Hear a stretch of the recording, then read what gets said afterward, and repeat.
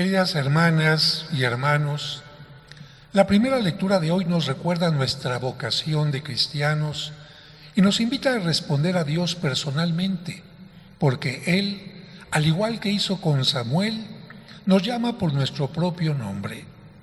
El Evangelio también nos presenta la vocación de los primeros discípulos, llamados por Cristo. Recordemos que Dios nos habla constantemente de varias maneras, y el bautismo nos capacita para escuchar la llamada de Cristo y a responder dando testimonio de Él. Ante esto, nuestra actitud debería ser como la de Samuel, el último de los jueces. Habla, Señor, tu siervo escucha. Y con esa actitud de apertura y obediencia, seguir a Jesús. Pero para buscar y encontrar a Jesús, no basta que alguien nos diga, este es el Cordero. Hay que escuchar, moverse, experimentar, gustar. La experiencia de los dos discípulos que dejan a Juan el Bautista para seguir a Jesús es única. Tan es así que ellos recuerdan casi la hora exacta. Eran como las 4 de la tarde, dice el Evangelio. Sabemos cómo sucedió. Juan el Bautista estaba con 2 de sus discípulos, ve pasar a Jesús, fija los ojos en él y le dice, este es el Cordero de Dios. Ellos escuchan la palabra, se entusiasman y siguen a Jesús. Jesús se vuelve hacia ellos y les pregunta, ¿qué buscan? Jesús quiere que todo aquel que lo siga esté consciente de qué es lo que desea. Por eso les pregunta, ¿qué buscan? Ellos responden, tengo interés en conocerte, en seguirte. Por eso le dicen, ¿dónde vives, Rabí, maestro? Todavía no saben quién es Jesús, pero ya reconocen en él a alguien con autoridad, a un maestro del que pueden aprender muchas cosas. La pregunta ¿dónde vives? En aquel tiempo significaba ¿quién eres? ¿Qué haces? Ante la pregunta, Jesús no les da muchas explicaciones, sino más bien los invita a vivir la experiencia. Vengan a ver. Con esto, Jesús muestra que no quiere que lo conozcamos de oídas, sino por una experiencia personal, porque ¿cuántas personas han oído hasta de sobra quién es Jesús, pero aún no tienen una experiencia personal con Él? No sabemos cuál fue el proceso interno que vivieron estos 2 discípulos, pero debió de ser impactante porque se quedaron con Él todo el día y jamás olvidaron ni la fecha ni la hora de ese encuentro. ¿Qué pasa cuando alguien tiene un encuentro con Jesús como lo tuvieron estos 2 discípulos? No se puede quedar callado. Corre y comunica a los otros lo que le ha sucedido, todo lo que significa creer y seguir a Jesús. Por eso dicen, hemos encontrado al Mesías. Pero no basta, como dijimos al principio, con señalar, con dar explicaciones. Hay que llevar a los demás a donde está Jesús y dejar que ellos mismos vayan a su casa, coman con Él, se queden con Él. Cada uno tiene que vivir la propia experiencia del encuentro con Jesús y dejar que Él lo reciba, lo mire y lo llame por su nombre, como lo hizo con Pedro. Tú eres Simón, hijo de Juan.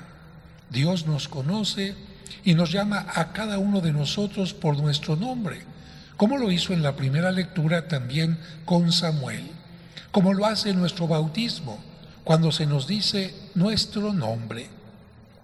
Hoy podemos agradecer a todas las personas que de alguna manera nos han llevado a Jesús, empezando con nuestros padres o abuelos, nuestros primeros catequistas, quienes nos prepararon para la primera comunión o confirmación, quienes nos dieron algún retiro, quienes dan pláticas para quinceañeras o pláticas prebautismales o prematrimoniales, quienes nos han acompañado en momentos difíciles, llevando la comunión a los enfermos o a los agonizantes, haciendo oración y confortándonos en los momentos de duelo. Y también podemos pedir por aquellos sacerdotes que en la Santa Misa se esfuerzan porque entendamos mejor la palabra y la cercanía de Cristo. Y también hoy podemos preguntarnos, ¿cómo puedo yo llevar a otros a Jesús? Y en este día, precisamente para ayudar a que los niños se encuentren con Jesús, voy a leerles el cuento que escribo para cada domingo, para ustedes niños que están siguiendo esta transmisión, para que vayan aprendiendo más cosas de la Sagrada Escritura. El cuento se llama Hostia o Cordero. Pablo tenía ya edad suficiente para asistir a la misa dominical con sus padres. Gracias a su ayuda, iba descubriendo el significado de cada parte de la celebración. A lo largo del año, había preguntado cosas como: ¿por qué hacemos la señal de la cruz al inicio y al final de la celebración? ¿Por qué el sacerdote besa el altar? Su curiosidad permitía a sus padres reflexionar con él y darle una respuesta sencilla. En cierta ocasión, Pablito quedó intrigado cuando el sacerdote, antes de la comunión, levantó la hostia y dijo: «Este es el Cordero de Dios que quita el pecado del mundo». El niño quedó confundido y le preguntó a su papá: ¿por qué levantó la hostia diciendo que era un cordero? ¿Se equivocó o nos quiere engañar? Don Héctor prometió explicarle al término de la misa. Cuando llegó el momento, le dijo: los fieles tratamos de ofrecerle lo mejor a Dios. Eso también sucedía en el pueblo de Israel. La gente se dedicaba al pastoreo cuidando ovejas y cabras para obtener de ellas leche, queso y lana. Luego le preguntó: si tú fueras pastor, ¿qué le ofrecerías a Dios? El niño respondió: los corderos me parecen más bonitos que las cabras. Por eso le ofrecería el corderito más limpio y bello de todo mi rebaño. Don Héctor continuó la reflexión diciendo: los pastores de Israel pensaban como tú. Cuando querían pedir perdón por sus pecados, le ofrecían a Dios un cordero. Creían que el sacrificio y la muerte del animalito eran el precio para que Dios los perdonara y los purificara. También sacrificaban un cordero para hacer una alianza o contrato con Dios. Por eso, en las fiestas principales y sobre todo en la Pascua, nunca faltaba un sacrificio de un cordero. Pablito preguntó: ¿qué celebraban los israelitas en la Pascua? Su papá respondió: recordaban el paso de la esclavitud a la libertad. Y luego le explicó: durante mucho tiempo el pueblo fue esclavo de los egipcios hasta que una noche Dios lo liberó con la ayuda de Moisés. En aquel momento Dios pidió al pueblo que le sacrificaran un cordero sin mancha ni defecto como precio por su liberación y como signo de la alianza o pacto que hacía Dios con su pueblo. Por el pacto, Dios se comprometía a cuidar a su pueblo y el pueblo se comprometía a serle fiel. Aquella noche fue llamada la Pascua. Después del sacrificio, Dios cumplió su palabra y les dio la libertad. Pablito entendió el significado de la Pascua, pero comentó: yo no creo que el pecado se pueda borrar con el sacrificio de un animal. Tampoco creo que la libertad se consiga matando animalitos. Yo pienso que se obtiene luchando para no hacerse esclavo de nada, de nadie, y mucho menos del pecado. Don Héctor aprobó el comentario y dijo: tienes razón, las alianzas o compromisos no se pueden sellar con la sangre de animales, deben sellarse con la palabra, el corazón y el cumplimiento de lo prometido. Por eso, Dios quiso purificarnos y hacer una alianza con el mundo por medio de su Hijo.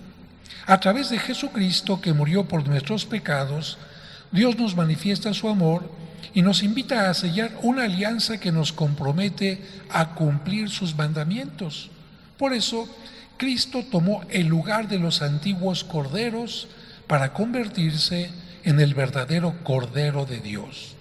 El niño agradeció la explicación y sintetizó: hoy aprendí que el pueblo de Israel sacrificaba corderos para recibir el perdón de los pecados. para hacer alianzas, para obtener su libertad y para recordar la ayuda de Dios. El papá de Pablito concluyó: cuando Cristo inició su misión como Salvador, Juan el Bautista lo señaló diciendo: este es el Cordero de Dios que quita el pecado del mundo. También el sacerdote, antes de dar la comunión, nos muestra la hostia consagrada y dice: este es el Cordero de Dios que quita el pecado del mundo. Dichosos los invitados a la cena del Señor. Con esas palabras nos recuerda que Cristo, para perdonar nuestros pecados, se sacrificó como cordero en la cruz y quiso quedarse en el pan de la Eucaristía para librarnos de la muerte. Además, por medio de Cristo, Dios hizo con la Iglesia una nueva y eterna alianza en el amor.